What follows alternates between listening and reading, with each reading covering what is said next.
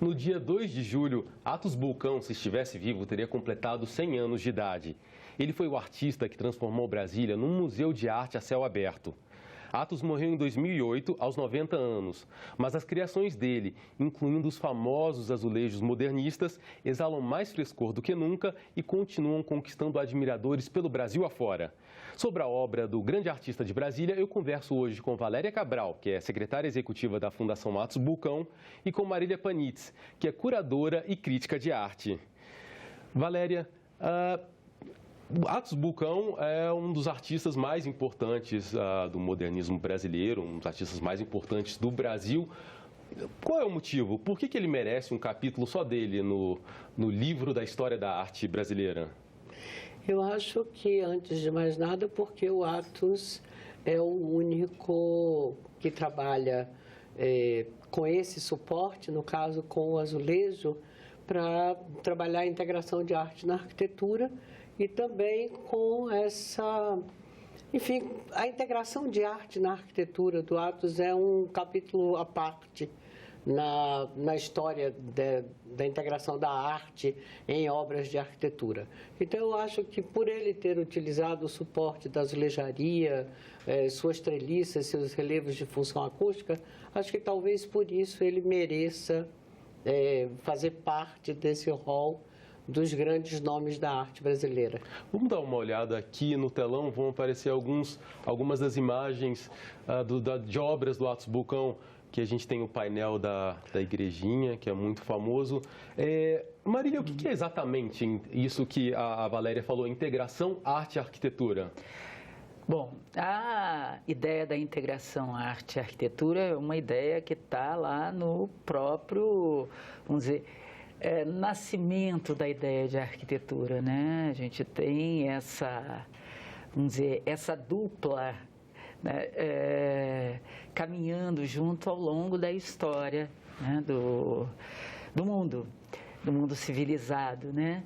E no caso, por exemplo, do trabalho do Atos como um artista integrando a arte e a arquitetura, há uma coisa muito interessante que ele dizia, é que ele gostaria que a obra dele fosse vista dentro do prédio, né, no qual ela está instalada, como parte estrutural daquilo, e não como algo que fosse colocado como um ornamento, que é um conceito super conhecido dentro da arquitetura, né?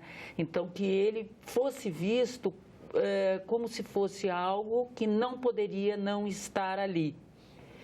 Por outro lado, isso também faz com que muitas vezes o próprio trabalho do Atos seja quase que encampado pelas pessoas ao trabalho do arquiteto. Então, acho que isso é muito especial, porque o Atos deixa, vamos dizer, de reivindicar um certo protagonismo para que a obra realmente esteja integrada ao prédio em que ela está. Vamos ver mais uma imagem de painéis de azulejos do Atos Bulcão. Incrível, né? Esse onde é, Esse Valéria? É do Instituto Rio Branco. Instituto Rio Branco. Marília, eu quero te fazer uma outra pergunta. Os azulejos chegaram ao Brasil pelos portugueses, que são famosos pelos azulejos barrocos.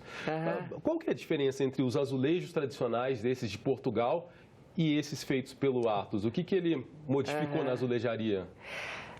É muito interessante isso que você pergunta, porque o Atos realmente se reconhecia como tributário dessa tradição de azulejaria que vem, né, do Oriente Médio e que depois vai para Portugal, né, para a Península Ibérica, né, e Atos retoma isso, né? Claro que outros retomaram antes, né? Agora, o que é basicamente diferente no trabalho que ele faz é que ele, diferentemente da tradição portuguesa, ele jamais fecha o desenho, né? Ou seja, na tradição portuguesa, o desenho, os 4 azulejos compõem-se de forma a fechar desenho, fechar um certo padrão. E o Atos, então, subverte isso. Ou seja, jamais se fecha um padrão. Como né? a gente está vendo aqui. Exatamente. Né?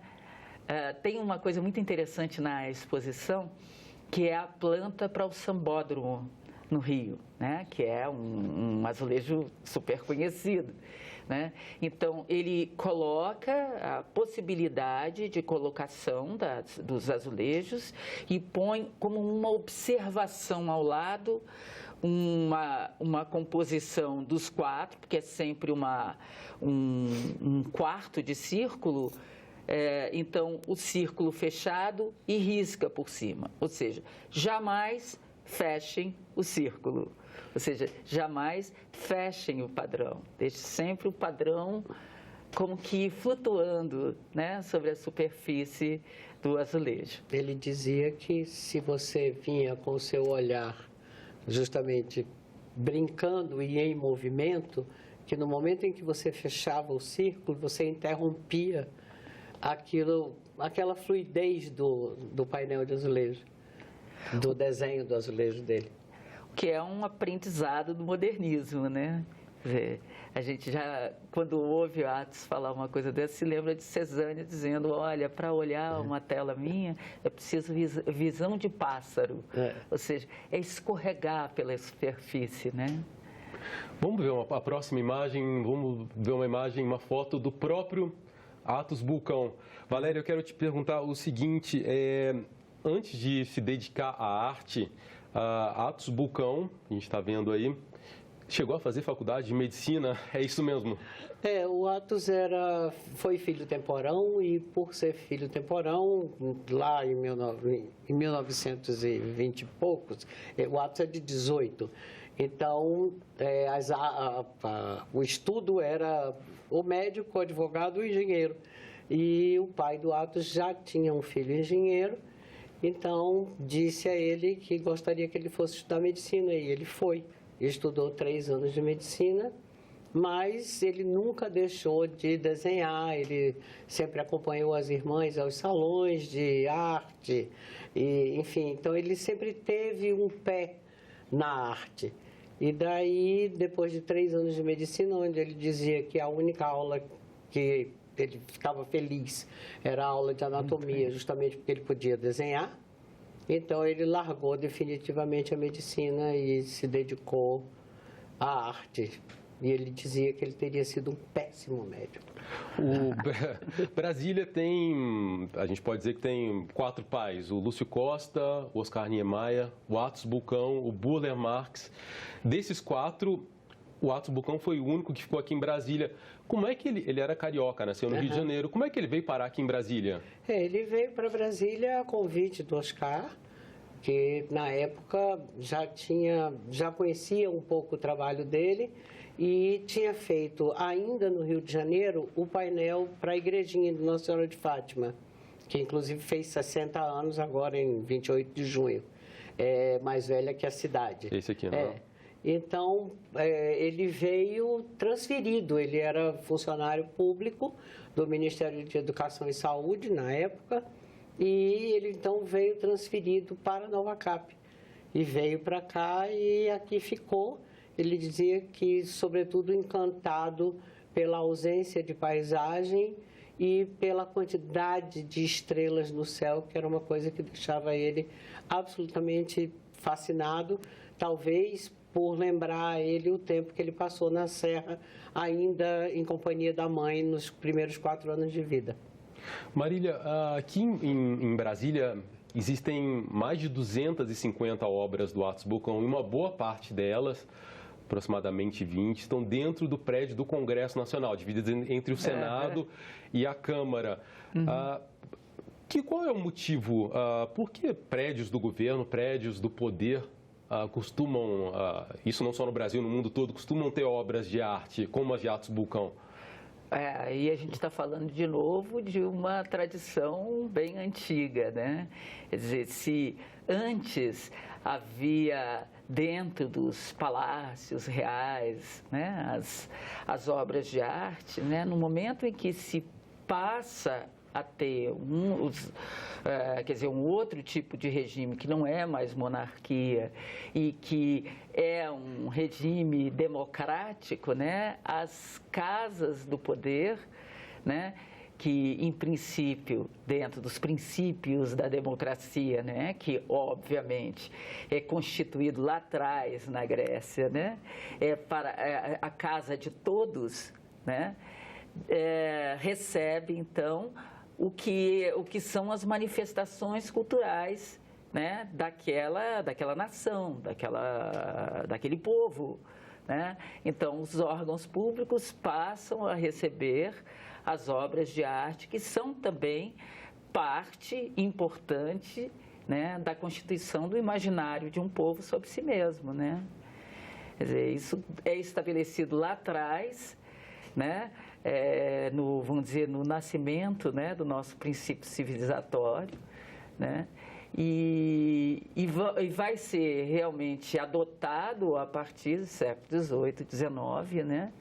E lindamente já os prédios, quando a gente pensa, por exemplo, na vinda de Dom João VI para cá, os prédios construídos no Rio já supunham ter obras de artistas e de artistas ou da missão francesa que vieram morar aqui, ou de artistas já alunos de lá, brasileiros, que estavam produzindo. Quer dizer, isso se estabelece como tradição aqui, como em outros países no mundo, né? Também é demonstração de poder a cultura? Claro, Com certeza. Sem dúvida é a demonstração de poder, né? Mas quando está no prédio público, né, vem por vamos dizer, uma via muito mais democrática de estabelecimento de poder, né? Aquilo que estabelece, esse é um povo que tem cultura e que produz cultura, né? Quer dizer, quando a gente pensa, por exemplo, no Palácio de Itamaraty, né, e o esforço do embaixador Vladimir Murtinho de estabelecer aquela beleza que foi, né? Ele traz o que tem de mais novo na arte brasileira. Ele traz os neoconcretistas para dentro, e o Atos está lá também, né? Porque isso é uma demonstração de que o poder, né, acompanha o pensamento, né, a cultura do povo. Valéria, existe quase uma lenda, essa história de que o Atos Bulcão permitia que os operários montassem livremente os painéis de azulejo, dispusessem na forma como entendessem melhor. Era assim mesmo? Como é que funcionava essa relação do Atos Bulcão com os operários? Eu acho que o Atos tem, primeiro, esse traço muito generoso, que a Marília falou no começo, que é justamente integrar tão bem uma obra de arquitetura que você não sabe aonde começa o arquiteto e aonde acaba o artista, né? Porque elas se integram muito bem. Uma vez posto isso, ele dizia, por que eu posso integrar a obra do arquiteto e não posso permitir ao pedreiro que, seguindo, obviamente, uma instrução do que ele não pode fazer, fechar círculos, por exemplo, deixar que eles façam também um pouco a composição deles. A primeira obra em que o Atos liberou os artistas, os pedreiros para colocarem, foi a da Escola Clássica 407, 408, que é um projeto de arquitetura do Milton Ramos, com quem ele fez algumas parcerias. Claro que não foi sempre assim e não era uma liberdade eterna, digamos assim. Ele, por exemplo, no caso do Sambódromo, você tem um painel, um dos painéis da Praça da Apoteose, é exatamente como ele pensou. Então, é reproduzido da mesma forma. O outro, ele liberou os pedreiros para colocarem. No fim das contas, você tem... são duas obras que você olha e não reconhece o mesmo padrão, a não ser que você se detenha ou que você tenha esse conhecimento, porque numa você tem o que para o Atos era o samba, que era coração e quadril, né? Enfim, o movimento do samba para ele era esse. E o outro, ele tira a peça branca do padrão e entrega aos pedreiros para colocar. E você tem a impressão de que são pernas e braços em movimento, o que também não deixa de ser o samba. Mas não era uma condição sine qua non e não era sempre assim. Ele sempre fazia o padrão dele, o projeto dele. Agora, por exemplo, se você trabalhar com o Atos, com o quadrado, e você tem 2 peças azuis e uma verde e uma branca num grupo, ele não determinava em que posição aquela peça deveria ser posta. Ela podia ser virada, se tivesse, por exemplo, um triângulo, o triângulo podia estar para baixo, inferior à direita ou no superior à esquerda, e isso não fazia muita diferença para ele, desde que você obedecesse a composição de 2 verdes, um azul e um branco, num grupo de 4, e no próximo 2 azuis, um verde e um branco. Havia sempre uma troca e um movimento. Marília, um dos painéis, um dos mais conhecidos é aquele que fica no Salão Verde da Câmara dos Deputados. Sim. Quem assiste o noticiário normalmente vê os repórteres fazendo as reportagens, e lá atrás está aquele painel que as pessoas normalmente chamam de ventania, da impressão que são as folhas sendo levadas pelo vento. Aquele ambiente, o Salão Verde, é um ambiente tão formal, se não tivesse aqueles painéis, ficaria descaracterizado, não ficaria? Totalmente. E, por outro lado, eu acho que aquele painel é um exemplo, assim, muito característico do que a obra do Atos fazia dentro da arquitetura, que é dar leveza, que é abrir mais o espaço, né? Não é à toa que vocês, em princípio, costumam escolhê-lo como fundo, né? Aquilo dá um frescor que o salão, em última instância, não teria sem aquela abertura. Quer dizer, é um projeto de inteligência na arquitetura, né? Também que prevê aquele espaço com plantas, e o Atos o que faz é multiplicar isso com aquele padrão, né? Quer dizer, você pensa no vento, você pensa nas folhas, você pensa no céu, né?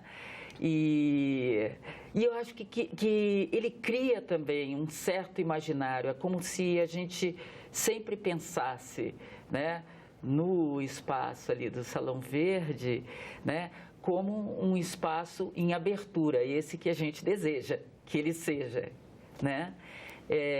E eu acho que a escolha, normalmente, dos repórteres, eu sempre imagino que tem a ver com isso, né? Que tenhamos esse espaço realmente de leveza e de abertura, né?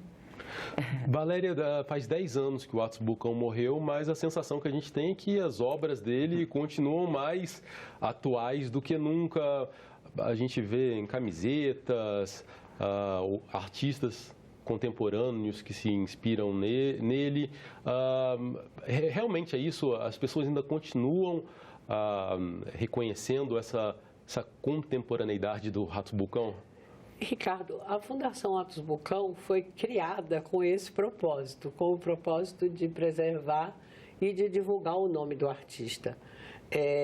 Eu acho que toda essa lembrança e essa memória que não se perde se deve ao trabalho que a equipe da Fundação desempenha e faz por onde lembrar, que o ato seja sempre lembrado, que a gente consiga sempre dar manutenção e preservar o nosso patrimônio.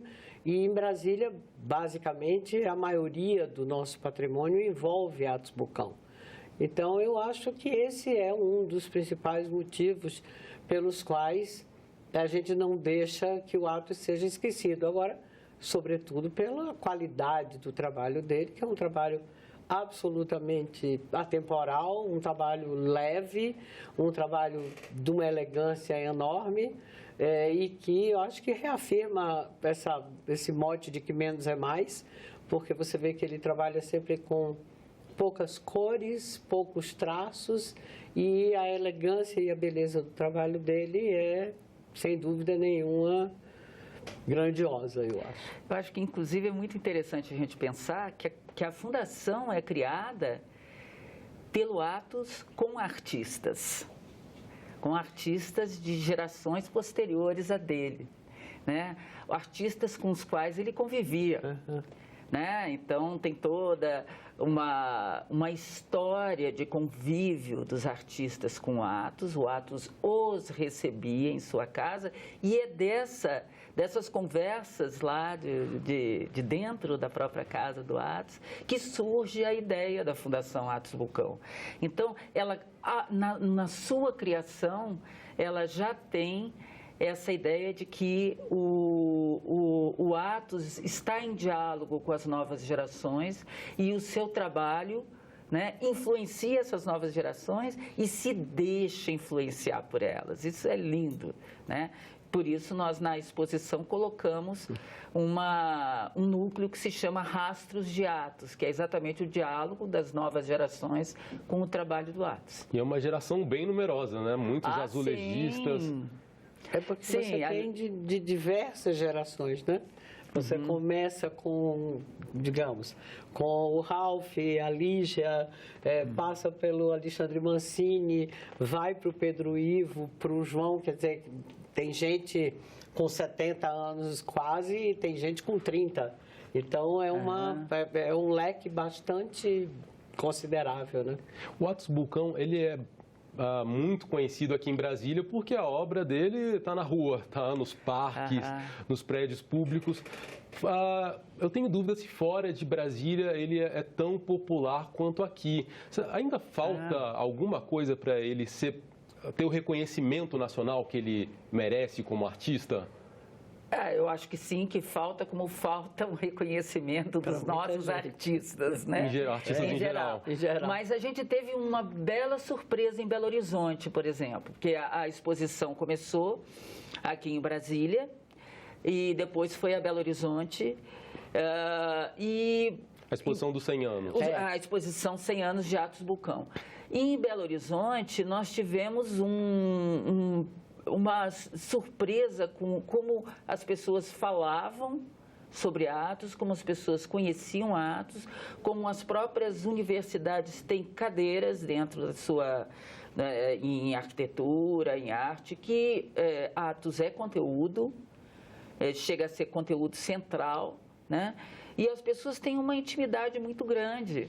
Então a gente diz, bom, que bom ver isso, né? Que bom ver outra cidade que, afinal de contas, tem obras de Atos em espaço público, mas não se compara a Brasília, e que tem Atos como um artista de grande importância e conhece efetivamente a obra.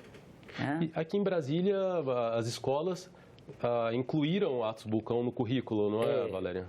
O Atos é matéria obrigatória no 4º e no 5º ano do ensino fundamental, já desde 2009. Então, faz parte da grade curricular da Secretaria de Educação do Governo do Distrito Federal.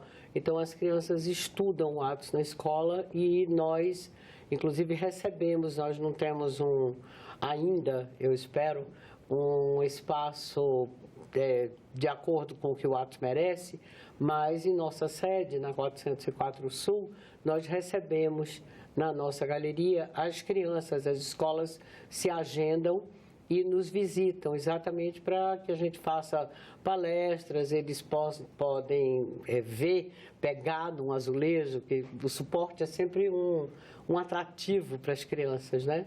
Então, a gente recebe e faz por onde os meninos entrarem mais em contato com a obra do professor.